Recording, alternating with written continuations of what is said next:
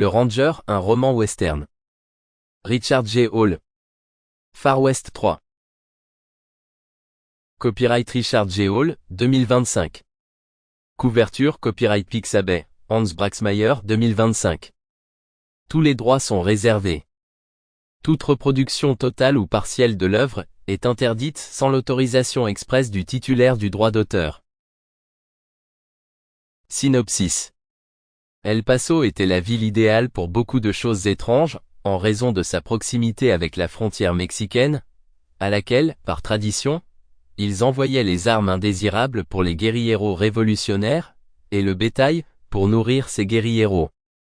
La contrebande d'armes et de bétail à travers la frontière était très appréciée par les ennemis de l'empereur Maximilien, imposé par les Français sur le trône du Mexique, et voulu renverser par les partisans de Juárez, et l'argent nécessaire n'avait pas d'importance, lorsqu'il s'agissait de fournissant les éléments les plus nécessaires pour maintenir la révolution et la lutte en vie.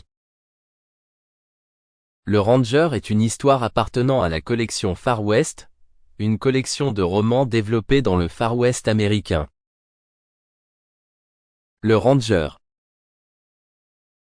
Vocation de Ranger.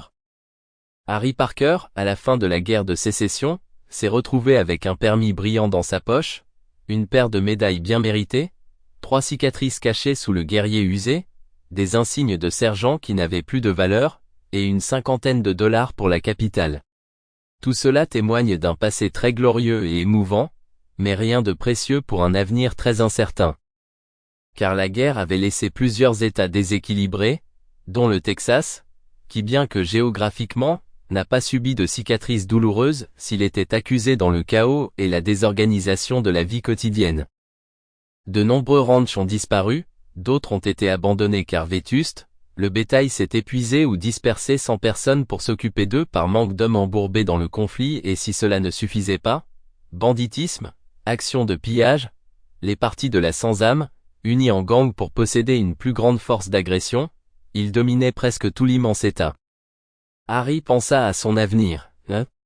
La logique était de retourner à son truc, au cheval et à la corde, chercher un ranch où s'installer pour reprendre une vie de travail écourtée par la guerre, mais outre le fait qu'il n'était pas facile pour le moment, ne semblait pas lui plaire pleinement, maintenant qu'il avait changé le cours de sa vie, et qu'il était devenu un cow-boy paisible, un redoutable combattant.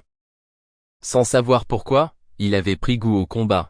Il était séduit par l'émotion dangereuse du combat, l'incertitude de ce qui pouvait arriver, l'excitation produite en sachant qu'il y avait un ennemi proche avec qui il devait lutter. Sample complete. Ready to continue?